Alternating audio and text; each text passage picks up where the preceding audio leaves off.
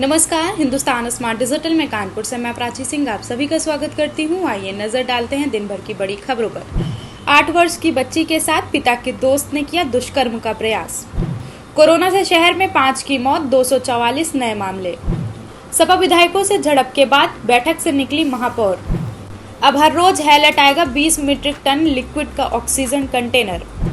IIT की professor Bushra को मिला शांति स्वरूप भटनागर अवार्ड। अब खबर विस्तार से। बर्रा 8 में नशे की धुत में पिता के ही दोस्त ने 8 साल की बच्ची के साथ दुष्कर्म करने का प्रयास किया। जब बच्चे की रोने और चीखने चिल्लाने की आवाज आई तो बाहर से लोग अंदर पहुंचे और आरोपी को घसीटते हुए बाहर लाए। इसके साथ ही बल्ली से बांधकर पिटाई भी की। सूचना पर पहुंची पुलिस आरोपी को थाने ले गई। पीड़िता की पिता के तहरीर देने पर एफआईआर दर्ज कर ली। पीड़िता के पिता ने बताया कि 2 बेटे और पत्नी है। पत्नी सुबह काम पर गई थी और बेटे बाहर खेल रहे थे। इस दौरान आरोपी घर के अंदर घुस गया। कानपुर में शनिवार से लेकर अब तक कोरोना से 5 और लोगों की मौत हो गई। 244 नए संक्रमित मामले सामने आए। वहीं जिले भर में मरने वालों की संख्या 638 पहुंच गई और संक्रमितों की संख्या 23,435 हो गई है। सीएमओ डॉक्टर अनिल मिश्रा का कहना है कि बुजुर्गों को संक्रमण घर से ही मिल रहा है। लोग एहतियात नहीं बरत रहे हैं, जिससे संक्रमितों की संख्या अभी भी कम नहीं हो रही है।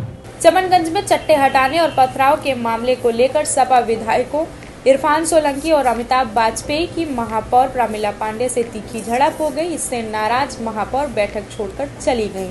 विधायकों का कहना था कि चट्टा हटाने से पहले नोटिस क्यों नहीं दी गई। इस पर नगर आयुक्त अक्षय त्रिपाठी से भी बहस हो गई। नगर आयुक्त ने कहा, चट्टे हटाने का अभियान कई वर्षों से चल रहा था, इसलिए चट्टे हटाए जाने की सूचना देने की जरूरत ही नहीं थी।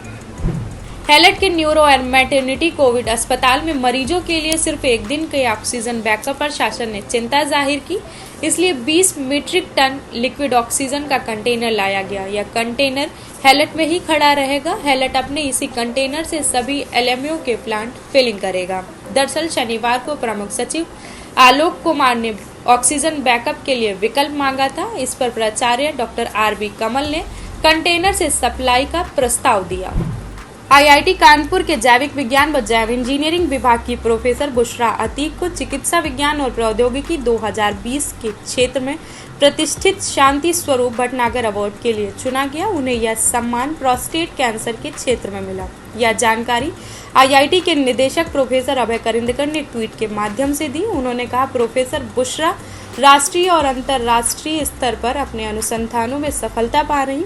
इसके साथ ही उन्होंने न केवल कैंसर का पता लगाया बल्कि सही इलाज भी खोजा। धन्यवाद।